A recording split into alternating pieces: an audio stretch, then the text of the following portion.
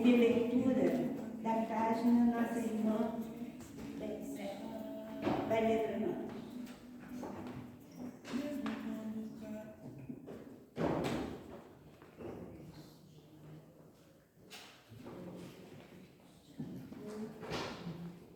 Boa tarde. Do livro Sempre Melhor, de José Carlos de Luca. Capítulo 5. O homem é chamado a ser sal da terra, para oferecer a sua contribuição pessoal na obra de Deus. Somos chamados a dar o nosso toque pessoal. Por isso, não podemos esperar por uma vida isenta de desafios. Ao contrário, é na superação dos desafios que o homem encontrará o sentido da própria vida, ao descobrir que pode fazer em ponto menor o que Deus faz em ponto maior. Nisso reside a compreensão da expressão bíblica "sois deuses". Quando nos tornamos sal da terra, abandonamos a mediocridade, a preguiça, a insegurança e o medo, cujos comportamentos são a causa da grande maioria dos nossos problemas. Nossa autoestima também se fortalece e realizamos todo o potencial divino que mora em cada ser humano. E assim, Divino Mestre, querido amigo, guia de nossas vidas, aqui estamos nesta casa que nos abriga, aqui estamos nesta casa, sentindo, Senhor, a cada vez que aqui chegamos, a renovação espiritual, a paz interior, que possamos, Mestre, retornar aos nossos lares melhores do que chegamos. Nesse momento de prece, lembramos por irmãos nossos que estão no hospital, que eles recebam essas vibrações de paz, de amor e renovação. Mestre querido, te agradecemos muito e muito por essa doutrina tão maravilhosa que nos ajuda tanto a conviver e a viver. Que a sua paz continue conosco, agora e sempre. Agora o nosso irmão Rogério, ele mesmo vai anunciar aqui, eu não tenho aqui. Ele vai anunciar a palestra. Muito bom.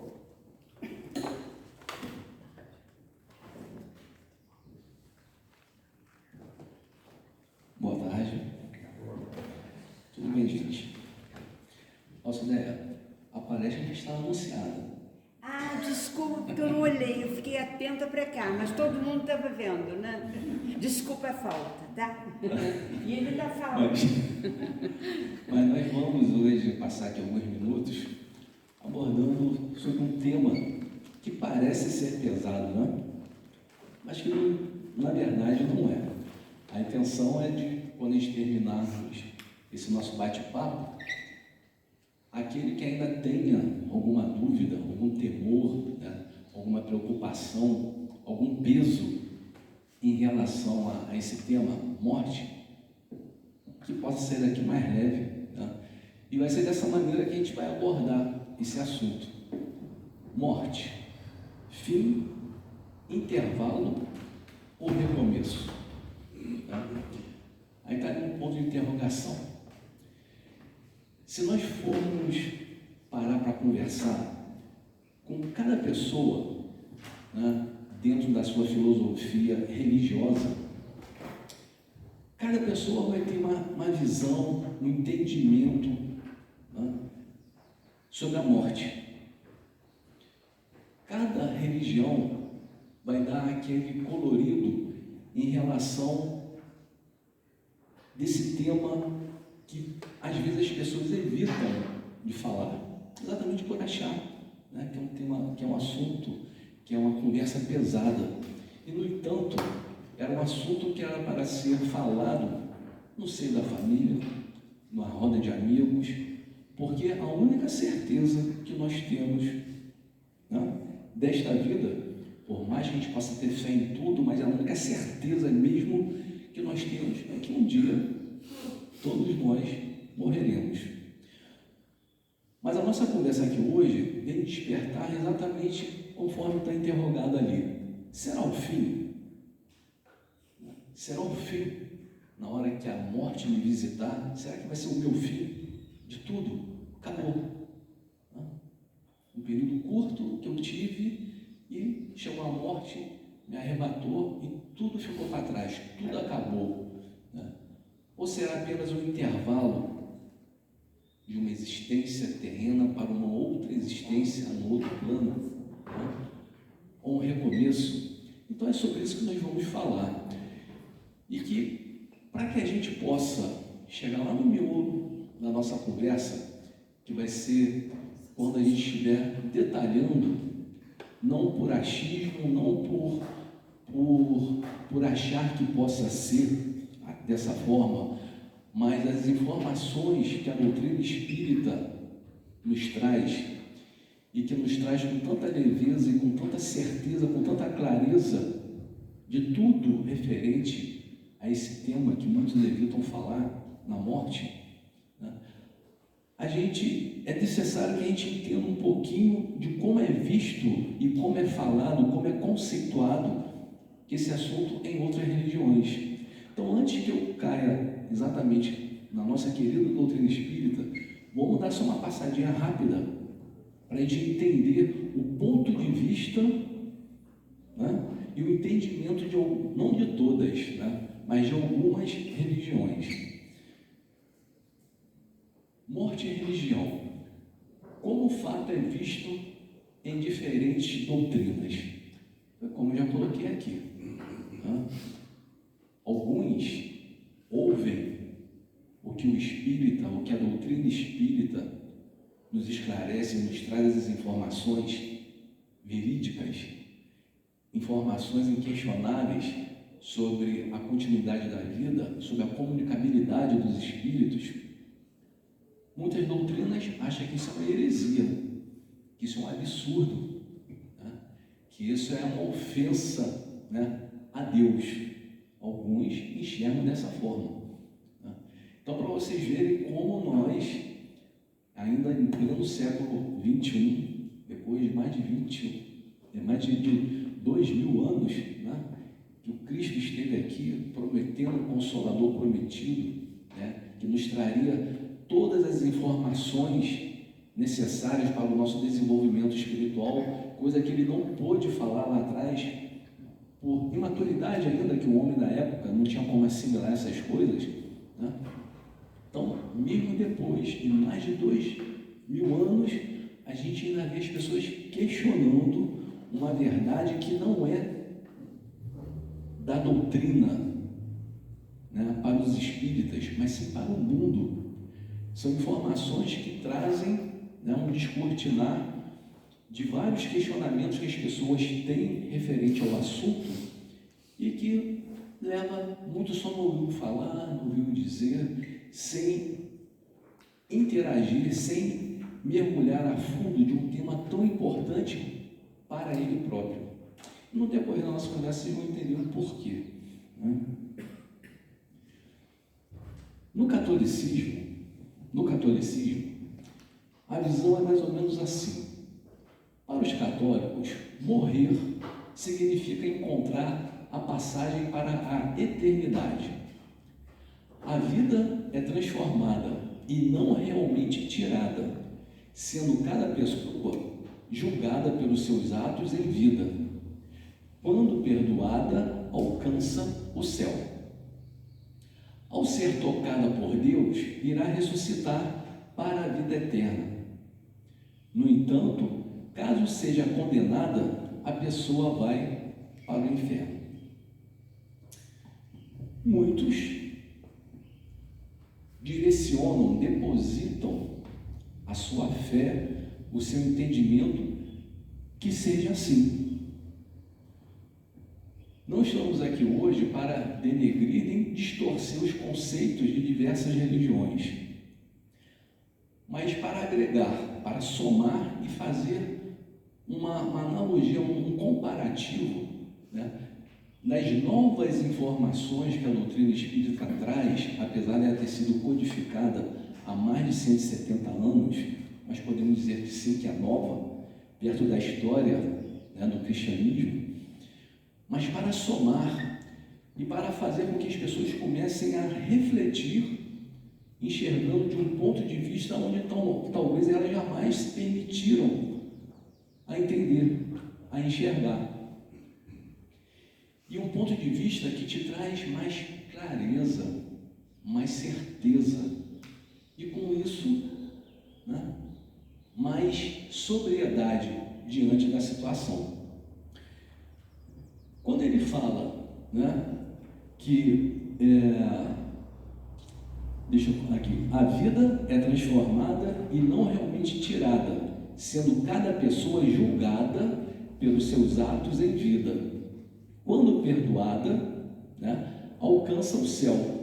Ao ser tocada por Deus, será ressuscitar para a vida eterna. No entanto, caso seja condenada, a pessoa vai para o inferno. Então, a gente conversa com muitos irmãos nossos católicos e eles têm essa crença, né, de que ao morrer, ou ele vai para o céu ou ele vai para o inferno. E que os pecados entendido por ele, que ele possa ter cometido, as faltas, né, as faltas do homem, que o que seria o pecado? O pecado é tudo aquilo que te desvia do caminho do Cristo, do bem. Né? Então você peca quando você rouba, quando você mata, quando você levanta falso testemunho e por aí afora. Mas dependendo do grau, do tamanho, do grau do erro da pessoa, ainda assim eles acreditam que basta diante de uma pessoa que tem o poder de perdoá-lo, que seria, no caso, a imagem do padre, né? Ele teria um perdão de todos os seus pecados, bastando, né, pagar alguma penitência, alguma coisa desse gênero. E se ele tiver que errar de novo, basta falar com o padre vai aplicar mais uma penitência, e aí tudo bem. Sem acreditar, sem entender que o mal que ele está fazendo, por mais que ele possa se arrepender, mas ele torna a errar, isso tudo gera uma consequência. Não que ele vai ter que ser punido para o inferno ou para o céu, né? Não que vai ter um julgador na hora da sua chegada, na hora da sua partida e na hora da sua chegada aos céus, que vai ter uma imagem de um Deus poderoso na frente dele, dizendo onde ele errou, onde ele acertou, e pôr na balança o que pesou mais. Se pesou mais para o inferno, rapa fora daqui, né? E ele vai ficar eternamente, né, ardendo no fogo do inferno. Muitas pessoas acreditam que seja assim. Vamos dar continuidade para que depois a gente possa fazer essas mesmas comparações com raciocínio, com lógica, né? Para ver o que nos cabe mais, homens já no século 21. O evangélico, nossos irmãos evangélicos. Já para os evangélicos, a morte consiste em um fenômeno natural que ocorre apenas uma vez. E acredita-se que o corpo é separado do espírito, isto é, o que é matéria retorna ao pó e o espírito retorna ao Senhor. Para os cristãos evangélicos, ainda que a morte de um ente querido seja um momento doloroso, isso não significa a perda, e sim ganhar uma nova vida no céu sem sofrimentos. Tudo isso, cada religião dando um colorido no que diz respeito à morte. Mas é interessante a gente entender, isso a gente não poderia deixar passar em branco, que pelo menos todas elas acreditam na continuidade da vida. Né? Não existe nenhuma religião que encoraje o pensamento do aniquilamento da vida depois da morte do corpo físico. Nenhuma delas. Todas creem, né, na vida eterna, na vida espiritual, mas cada uma dando uma pincelada, né, colocando, né, algumas situações, podemos dizer assim, com certeza, tá, baseado nas informações, dos estudos, não só na teoria, mas principalmente na prática que a doutrina espírita nos traz. Quando eles colocam assim muitos coloridos, fazendo com que muitas vezes, né, as pessoas creem que seja daquela forma e depois, na sua passagem, na sua transcendência, na hora que a morte chega, ele depara com um cenário que não era aquele que acreditava. É um cenário diferente. Mas me falaram que eu viria a Deus quando eu morresse. Falaram que Deus viria ao meu encontro. Né? E o desespero quando ele não vê o Deus. Pelo simples fato dele ser um cristão evangélico, ele já tinha garantido, já tinha criado toda aquela imagem do que seria o céu. Vamos desenrolar mais um pouquinho disso aqui, desse ponto lá na frente. O protestantismo. Para os protestantes, a morte é apenas uma passagem para a vida em comunhão com o Senhor. Mais uma que até aí está tudo bem. Né? A gente crê, né, na imortalidade da alma. Até que aconteça a ressurreição do corpo. Aí já começa a ficar meio esquisito. Mais uma vez, gente, não estamos aqui para abalar a fé de ninguém, mas todos nós somos chamados diante de Deus para termos uma fé raciocinada, lógica, baseada em fatos, razões, estudos, e não por uma fé cega. Então eles acreditam na imortalidade da alma, tá? Mas que terá uma comunhão com o Senhor até que aconteça a ressurreição do corpo. Aquele corpo que foi enterrado, que está a 7 palmos para baixo, com terra em cima, e que a lei da física, da química, né, em questões de semanas, um pouco mais, virará pó. Pó. Aí a gente chega na doutrina espírita. A gente teria N religiões para a gente colocar aqui, para ter essa noção, né, de como eles alimentam a fé no que eles acreditam. Mas eu coloquei pouca por questões do tempo também, né? Mas as principais, assim, as mais, no caso da religião católica, os evangélicos, que tem um número, né, de adeptos bem grande. E terceiro vem a doutrina espírita. Segundo o Espiritismo, a morte não é o fim, mas uma transição natural, que a gente costuma falar desencarne, né? Onde o espírito imortal se separa do corpo físico, continuando sua jornada de evolução em outra dimensão. E os laços afetivos persistem, sendo o amor e a prece os elementos mais importantes para auxiliar nessa passagem e no reencontro futuro. Lá no início da nosso bate-papo, tá, eu falei e repito que muitas pessoas contestam isso aqui, né, porque elas ficam apostando, né, que o espírito vai ficar dormindo até o dia do juízo final, em que haverá a ressurreição dos corpos, aquele corpo que não existe mais.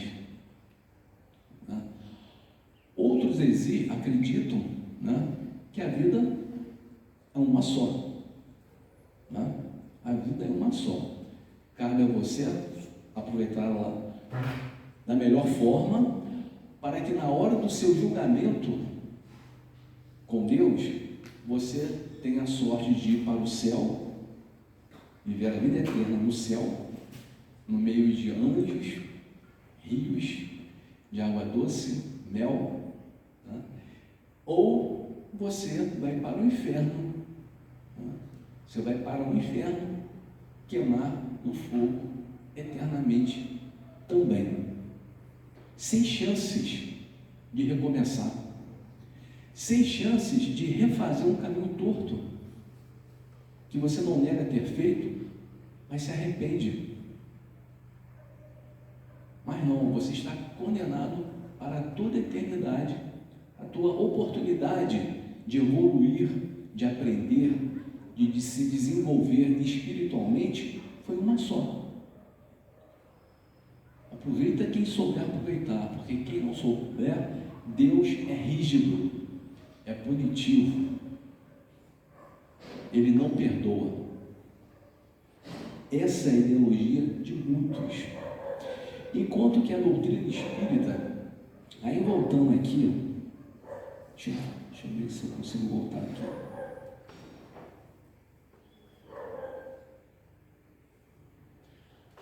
Aí quando a gente chega na doutrina espírita, e a doutrina espírita nos traz esse assunto assim, com tanta leveza, com tanta transparência, com tanta naturalidade, não é fazendo um pouco caso não, é tratando do assunto, né, da forma que tem que ser tratada, e não levando, potencializando esse tema como se fosse uma coisa abominável, terrível, penosa.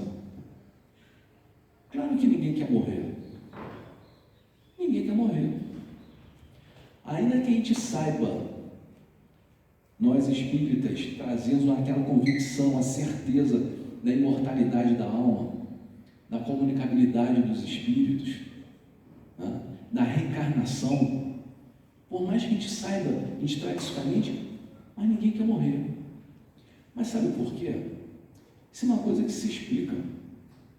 Todos nós, não só os espíritas, nossos irmãos católicos, nossos irmãos evangélicos, até os ateus, esses que não acreditam em nada, né?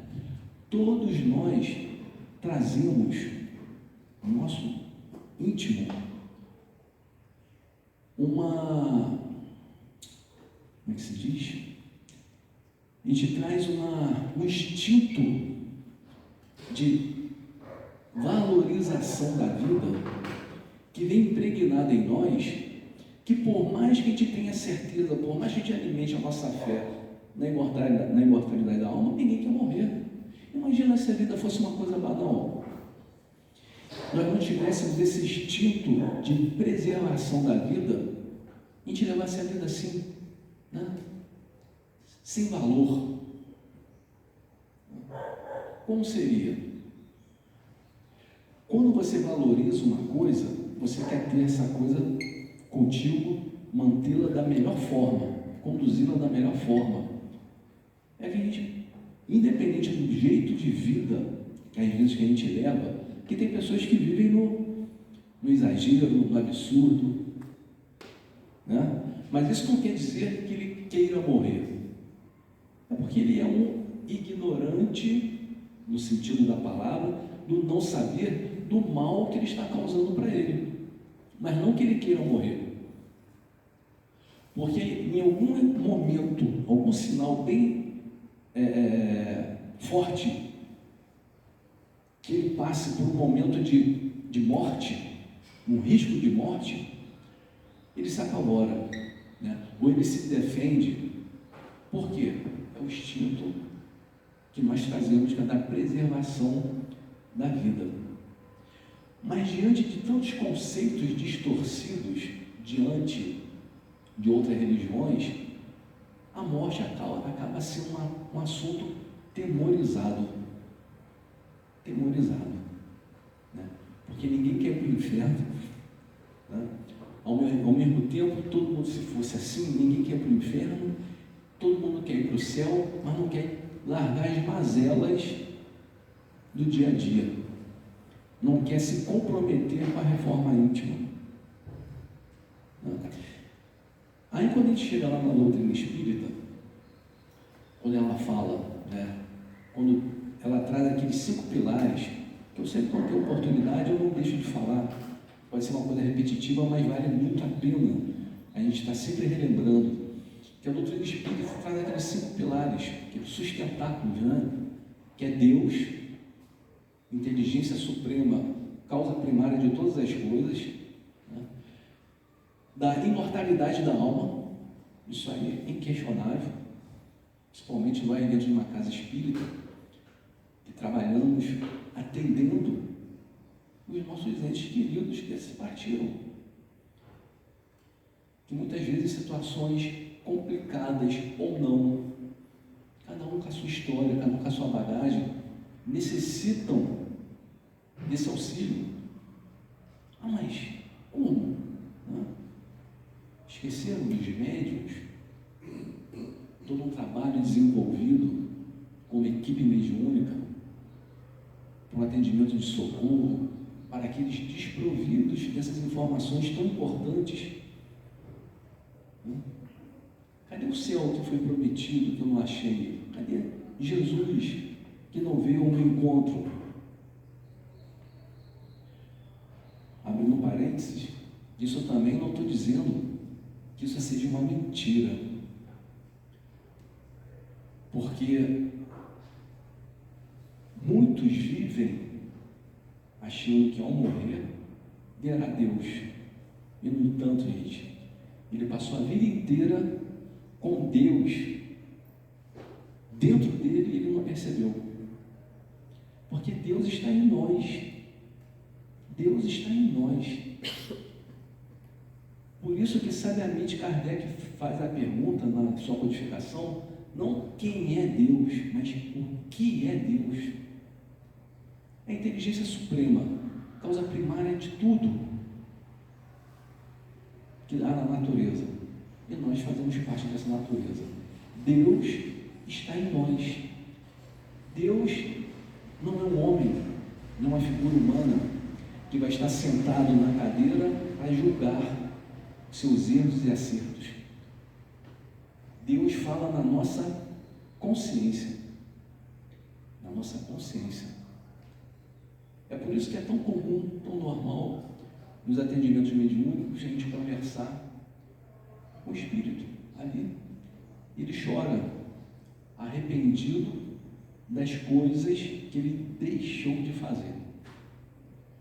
Porque quando a gente chega lá do outro lado, a gente chega com uma visão mais ampla, mais dilatada, que a gente costuma falar, no meio da doutrina espírita, que lá a gente tem uma visão de 360 graus, aqui no máximo 90. A obscuridade que o corpo, matéria, impõe ao espírito, impede, às vezes, que a gente persevere no bem, fazendo com que a gente se distraia mais com as coisas do mundo do que com as coisas do espírito.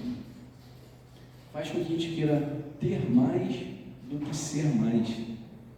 É um olhar muito estreito, principalmente quando a gente não se preocupa em buscar conhecimento de si próprio, da nossa natureza. Somos espíritos, utilizando uma vestimenta temporária, que a morte a qualquer momento vai chegar e vai levar, e vai ceifar o corpo físico e não o espírito. Então a gente não pode falar que é o fim, exceto o fim daquela existência e não da vida. O fim daquela existência que eu, espírito imortal, utilizava este corpo para adquirir mais experiências, para que eu pudesse amadurecer espiritualmente, vivenciando coisas do mundo, utilizando sempre o meu livre-arbítrio. Então, fim para o corpo, sim. Agora, fim para o espírito, jamais. A vida é para sempre. A vida é para sempre. Queira ou não queira acreditar. E para muita gente, o que a gente fala, né, o que a doutrina espírita nos traz, para a gente refletir, raciocinar, a chegar à conclusão na lógica. Né? Quando a gente fala que a vida é para sempre, eu estava falando de alguns conceitos de algumas religiões acreditam que a vida é uma só. A gente pode até dar uma maquiada, né? Até concordar, não, realmente a vida pode ser uma só, mas as existências do espírito são várias. Eu hoje estou vivendo uma vida, né? Eu hoje estou vivendo uma vida, uma existência. Então, ao acabar esta vida, esta existência, eu, espírito imortal, terei outras. Vou entrar no intervalo em que o espírito estagia no corpo, ora no corpo que ele precisa, e ora no plano espiritual. Então, quando eu me ausentar, quando no meu corpo, quando eu, espírito, não tiver mais este corpo, né? Seja por falência dos órgãos, seja por uma doença, por um acidente, enfim, eu continuarei vivendo. Não tenho dúvida disso, gente. Não tenho dúvida disso. Eu continuarei vivendo. Entrarei no intervalo entre um tempo que eu retornarei para o plano espiritual e ficarei no plano espiritual o tempo necessário para que eu possa, fora do meu invólucro carnal, que me impedia em ter uma visão 360, possa fazer com que eu enxergue com mais lucidez as minhas faltas, o que eu deixei de fazer, o que eu poderia ter feito e não fiz, mas também até coisas boas que eu fiz e que vale a pena continuar fazendo. As experiências terrenas são inúmeras para que eu pudesse vivenciá-las numa única existência. Então, dentro do momento certo, na hora certa e dentro da necessidade espiritual de cada um, a gente recomeça com um novo corpo. Com um novo corpo, que nós chamamos de reencarnação. E a reencarnação, gente, mais um parênteses aqui, não é uma história da carochinha que os espíritas inventaram, não. Isto é uma lei natural, divina. E tudo que consiste de uma lei natural divina, ela é imutável. Desde que o mundo é mundo, esse processo evolutivo do ser, né, se dá através de vidas sucessivas, ou seja, através das reencarnações. É para o espírito, não é só para o espírita, é para o católico, é para o evangélico. O evangélico talvez ouviram falar que o que eu estou falando aqui agora, ele talvez iria querer me bater, porque ele não acredita. Mas acredite ou não é imposição. Vai chegar um momento que o católico, talvez vai demorar, mas que o católico, que o evangélico, ele vai entender essa engrenagem perfeita dessa inteligência suprema chamada Deus, que não pune, que não castiga, que não vai te julgar te mandando para o inferno ou para o céu. Não. Nós, diante de Deus, dessa inteligência suprema, todos nós somos, perante Deus, somos iguais. Não existe privilégio.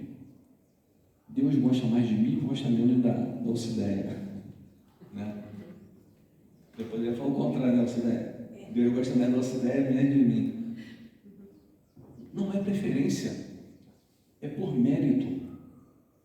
Todos nós somos criados por Deus, que a gente costuma dizer aqui, simples e ignorantes. Simples e ignorantes.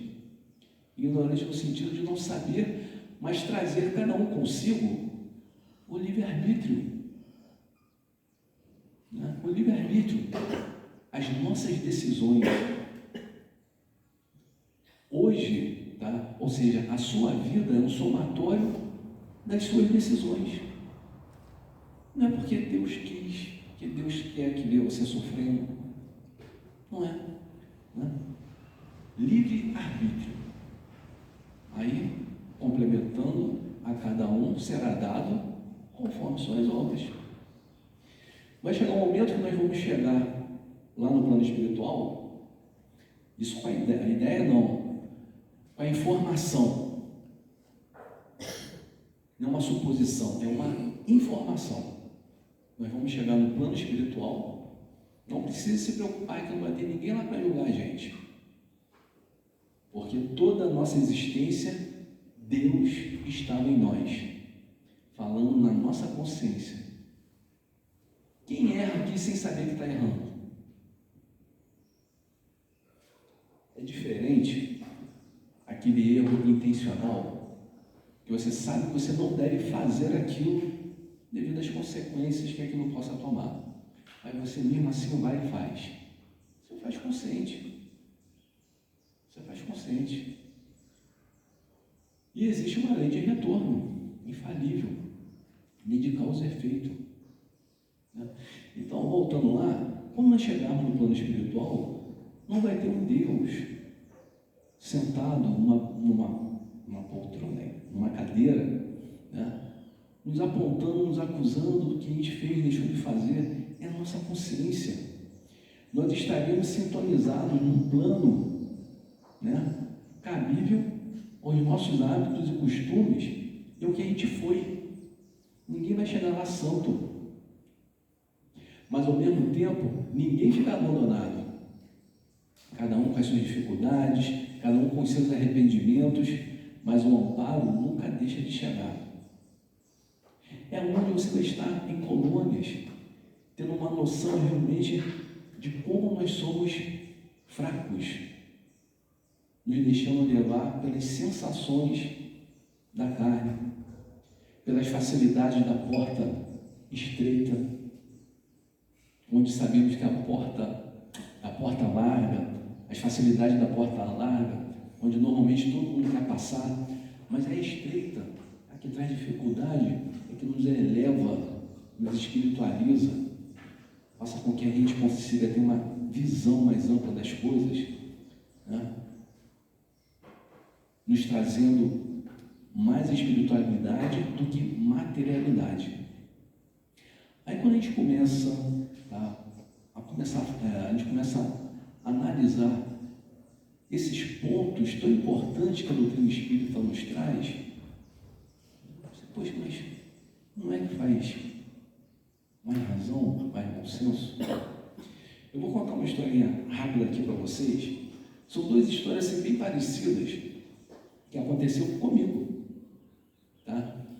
Mas a primeira vez que eu vivenciei esse fato, eu era criança, devia ter uns 10 anos de idade. Eu e a corriola lá da rua, né? Todo mundo na mesma faixa etária. A mãe de um dos meus amigos, né, ela estava grávida. Ela estava grávida, assim, prestes a ter o neném. E ela teve alguma complicação, né? E que ela perdeu o neném. E a gente morava numa vila onde parecia que todos que moravam naquela vila, parecia que era uma família. Parecia não, era uma família, não consanguínea. Mas sabe aquelas casinhas assim de porta? Sai daqui da minha porta, nessa porta aqui já estou entrando no vizinho. Mas enfim, que na época de Natal, Ano Novo, Páscoa, festa junina, todo mundo se reunia naquele tempo. Então era todo mundo muito íntimo, muito próximo.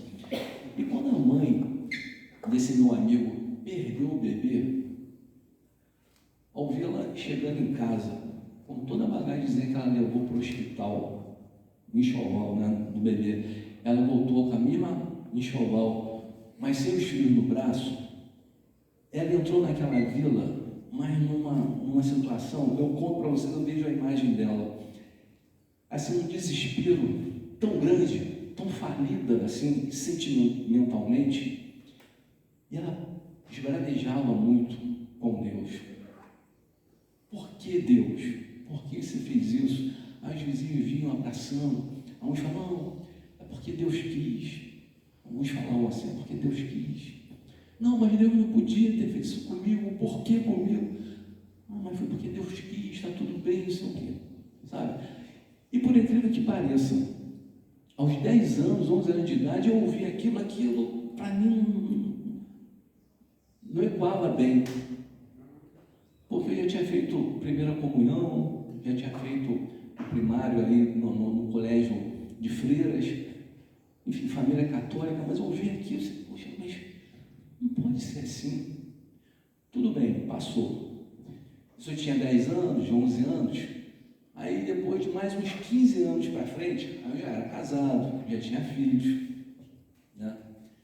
Uma cunhada minha, no nono mês de gravidez, ela também perdeu o meu sobrinho, o filho dela, né? Ela morava em São Paulo, a gente aqui, mas por uma afinidade maior dela com a minha esposa, né, que é a irmã, eles ligam para dizer o que está acontecendo, a gente parte para São Paulo, né? Aí foi toda aquela coisa, no hospital, teve que ter o velório inteiro, que era uma criança, 9 meses, né? Mas aí na hora que ela sai do hospital, ela chega em casa, ela entra no quarto, ela fecha a janela, a porta, ela solta um grito de angústia, assim, tão profundo, sabe aquele que chega a doer a alma, de desespero, por não entender o porquê que aquilo está acontecendo. E mais uma vez, a casa cheia, porque tinha os outros parentes, né? Mais uma vez, o que eu mais ouvia foi porque Deus quis. Deus quis que fosse assim. Não é uma resposta muito consoladora, dependendo do tamanho da dor de quem perdeu, né? Uma mãe perdeu um filho, né? Um pai, enfim. É uma dor que às vezes pode causar até mais revolta. Mas por que Deus quis que meu filho morresse? Ou que eu estivesse sofrendo aqui agora? E a doutrina espírita vem desmistificar tudo isso. Vem desmistificar dizendo que a morte não existe, que existe um intervalo e um recomeço. E dentro desse processo, as respostas, os questionamentos das consequências do que acontece com a gente em vida, tá? É o resultado de uma somatória da nossa bagagem espiritual. Não existe castigo, existem correções. Ah, mas por que essa criança tinha que morrer? O que é mais sutil pensar? Ela morreu porque Deus quis? Ou porque naquele corpinho ali trazia um espírito necessitado de um mergulho num novo corpo, ainda que por um tempo curto, para restabelecer toda o seu corpo perispiritual que ele necessitava devido de uma grande agressão que ele possa ter feito no passado. Reconstituir o seu perispírito. Era necessário um mergulho no corpo para que ele pudesse, ainda que fosse questões de minutos ou uma semana, né? O papel daquela mãe, apesar do choro, foi tão importante para aquele espírito que necessitava, né, desse curto espaço de tempo, o que nós costumamos dizer, esse choque anímico, ele, espírito com a matéria, para reconstituir. Isso é só um dos exemplos, tá, gente? Existem várias, N situações, só estou colocando um, para que aquele espírito possa, né, se refazer espiritualmente e numa outra oportunidade, né, ele recomeçar com o seu corpo perispiritual mais, vamos dizer assim, em condições de receber um corpo perfeito. E a mãe, aquela mãe, ela teve um papel importantíssimo na vida daquele espírito. E ele, na vida daquela mãe também. Mas não enquanto ela estiver pensando que aquilo ali foi um castigo de Deus. Mas na hora que ela entender a beleza da engrenagem da vida. A vida é muito bela. A vida que eu falo no sentido de tudo que é criado por Deus, existe uma harmonia perfeita. Perfeita. O que nos falta às vezes é entendimento das coisas. Entendimento. Isso faz com que nos perturbe muito os nossos pensamentos, colocando várias situações mais complicadas do que o simples fato de entender que você é imortal, que a vida continua e que nós temos o livre-arbítrio e que para cada um de nós será dado conforme nossas obras e não por uma imposição, uma decisão divina de castigar, de punir, de dar preferência a uns e desmérito para outros.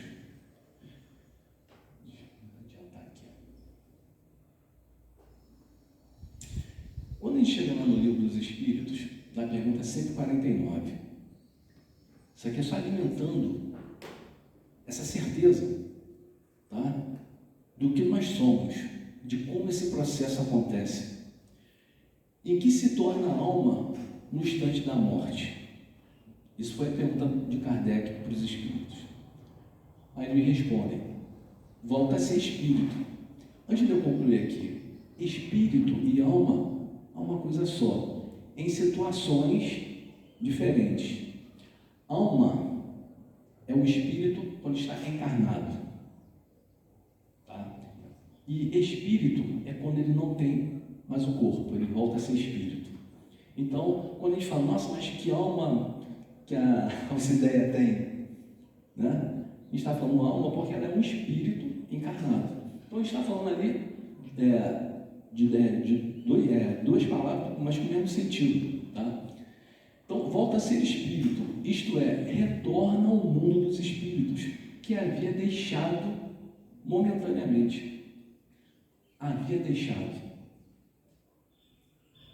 Nós viemos, nós trazemos uma bagagem de vivências e que irão repercutir nessa nova existência diante de provas, dificuldades, mas também de muitos momentos de alegria e de prazer. Após a morte, a alma conserva a sua individualidade? As pessoas têm dúvida, né? Tem uns que falam que ao morrer a gente volta para um grande todo. É como se nós colocássemos uma gota d'água no oceano. Aquela gota d'água aqui que era a única gota, voltou para o oceano, ela se formou, ela voltou para o todo. Ela perdeu a individualidade dela. Essa é a ideia de muitos. Aí os espíritos vêm e falam, né? Após a morte, a alma conserva a sua individualidade? Sim, jamais a perde. Né? Que seria ela se não a conservasse? De que adiantaria, né, essa inteligência suprema, nosso Criador, nos dar condições de estarmos aqui para evoluir, para na hora que a gente morrer, ficar tudo para trás, a gente voltar para um grande todo e perder a nossa individualidade? E não tem prova maior, né? Os nossos entes queridos, né? Nas casas espíritas sérias, os espíritos se comunicando, mandando cartas com detalhes específicos daquele ente que está ali querendo um consolo, querendo apostar e acreditar que realmente a morte não existe, e chega uma carta ali para ele no meio de milhares de pessoas. Não. carta vem com tantos detalhes, tantas particularidades que não tem como negar. Até mesmo porque ele é de outra cidade, foi ali em busca do consolo. Ninguém ali do recinto conhecia aquela pessoa. E chega uma mensagem. Olha, a individualidade do espírito, a sobrevivência da alma, sem perder a sua individualidade, lembrando a sua esposa, lembrando o seu pai, os seus filhos, do trabalho. Muitos chegam preocupados ainda, né, com o que deixou de fazer. Agora, quantos fazem essa mensagem para trazer o consolo para a família? Estou vivo. Estou vivo.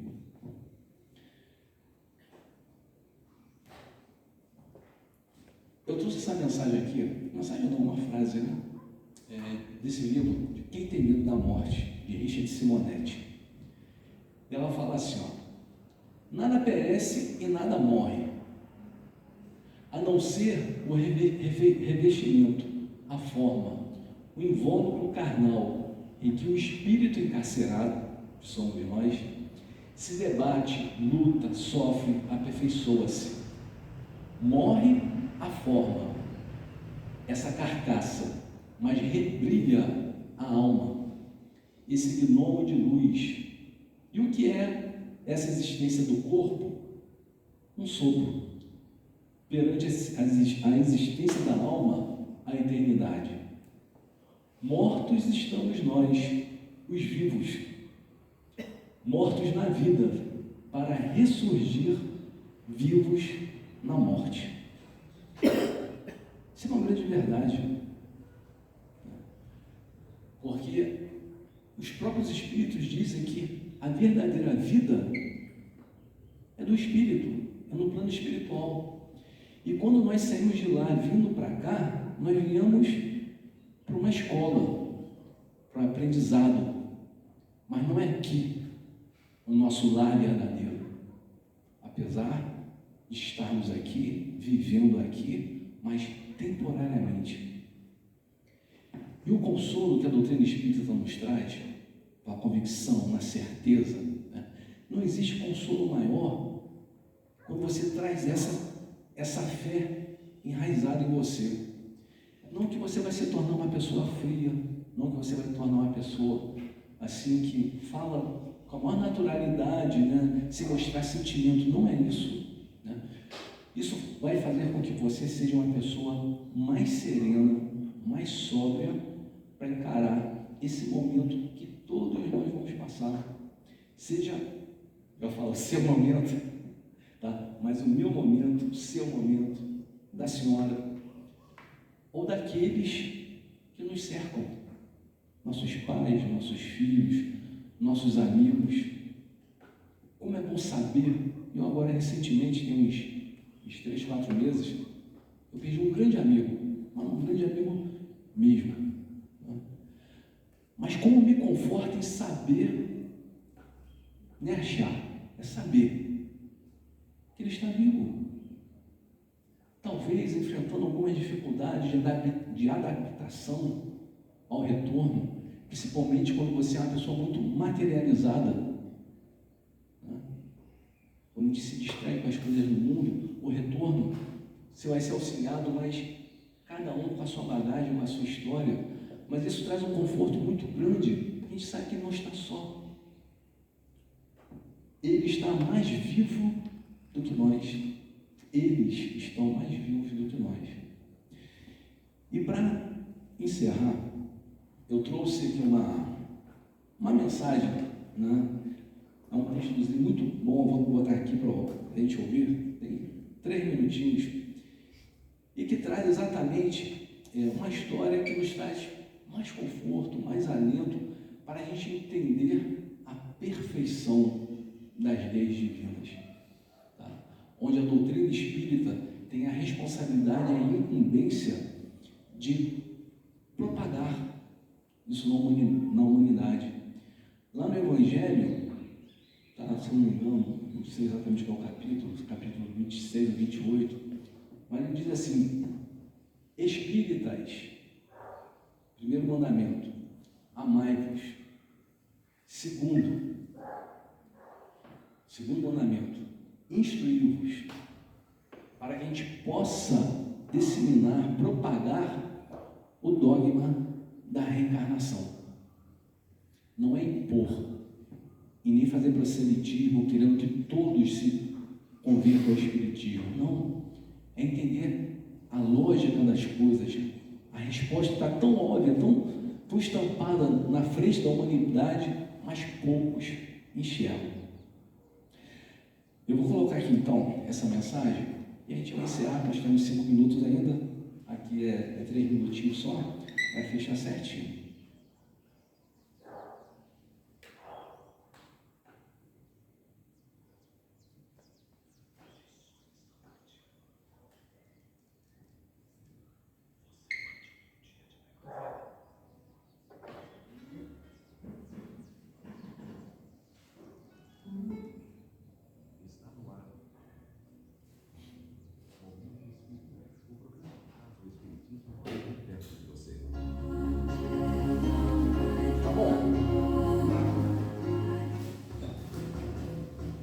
Lições da morte.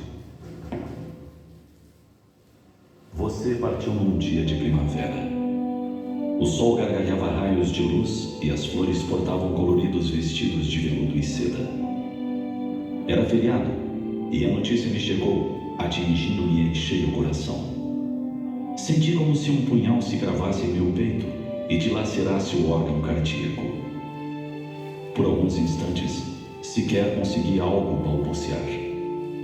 O impacto da morte súbita, o acidente brutal, eram tantas informações chegando aos atropelos que meu cérebro parecia desejar concatenar ideias sem conseguir de imediato.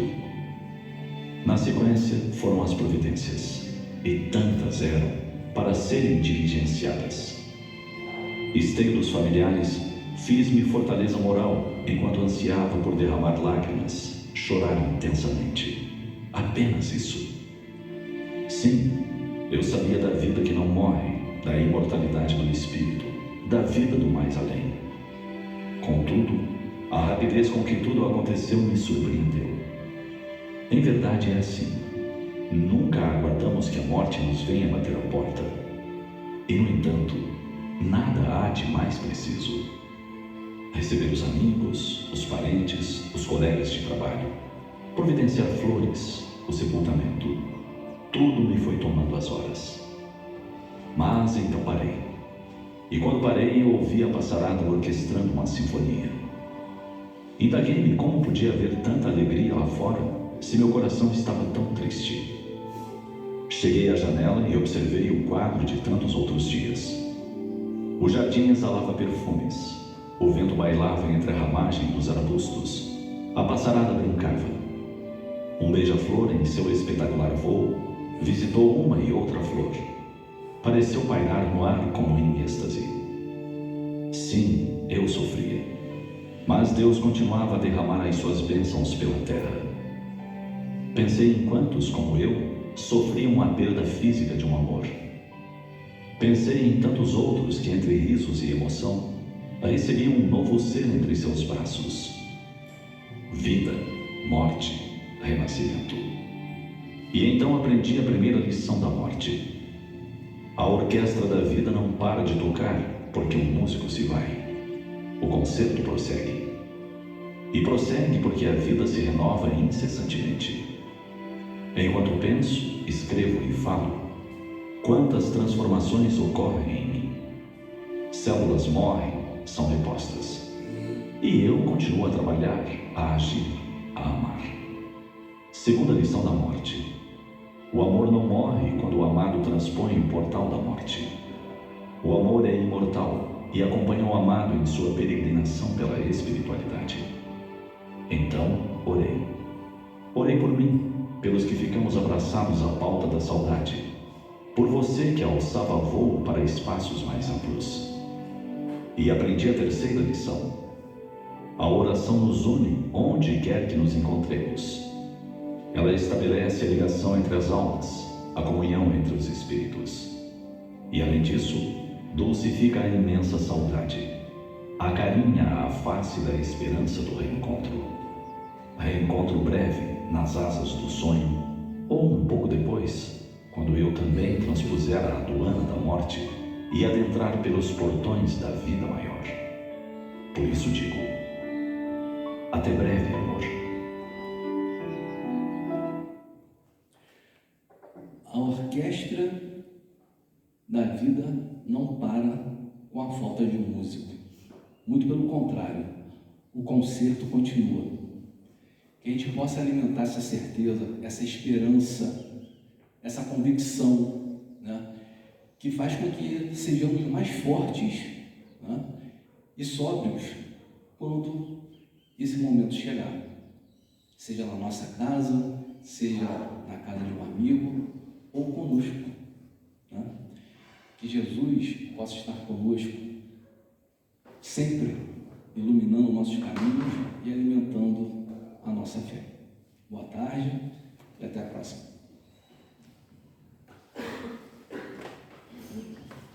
Obrigada, amigo.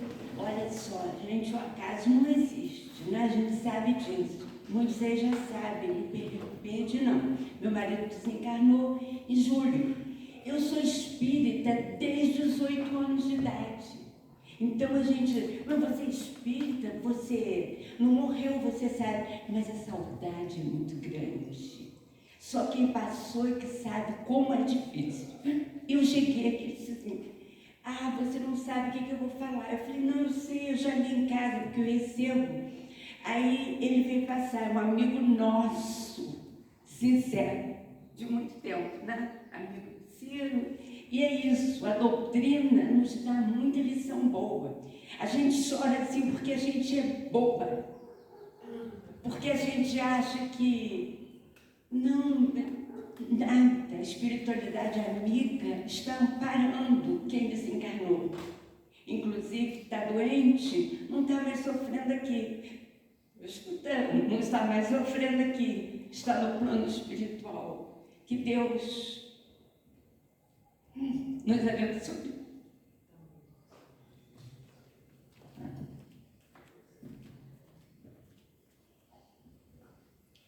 Senhor Jesus, obrigado, Pai amado, por termos escolhido estar aqui nessa tarde, nesta casa de luz, de bênçãos, que sempre nos acolhe, que nos traz uma palavra de consolo, de carinho para todos nós que estamos nessa caminhada, Senhor.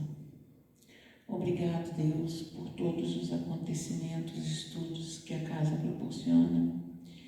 Obrigado pelo estudo da tarde que o nosso irmão Rogério trouxe, de tamanha importância para a nossa vida. Que possamos, Senhor, realmente entender, aceitar com carinho, com tranquilidade, com paz em nossos corações, a hora da mudança, a hora da partida para o outro lado. Nós não morremos, como bem disse o estudo, nós passamos de um lado para o outro e continuamos vivos e exatamente como somos. Por isso, Senhor, permita que possamos entender, aceitar, serenar nossos corações, pois não sabemos a hora da nossa partida, não sabemos a hora que o trem vai passar e que nós temos que estar dentro deste vagão. Senhor, permita também que todos os espíritos aqui encarnados e desencarnados possam entender essa lição com paz e luz nos corações. Obrigado, Mestre, por tudo. Sabemos da Tua presença constante, mas queremos cada vez mais sentir a Tua serenidade em nossos corações. Que assim seja, graças a Deus.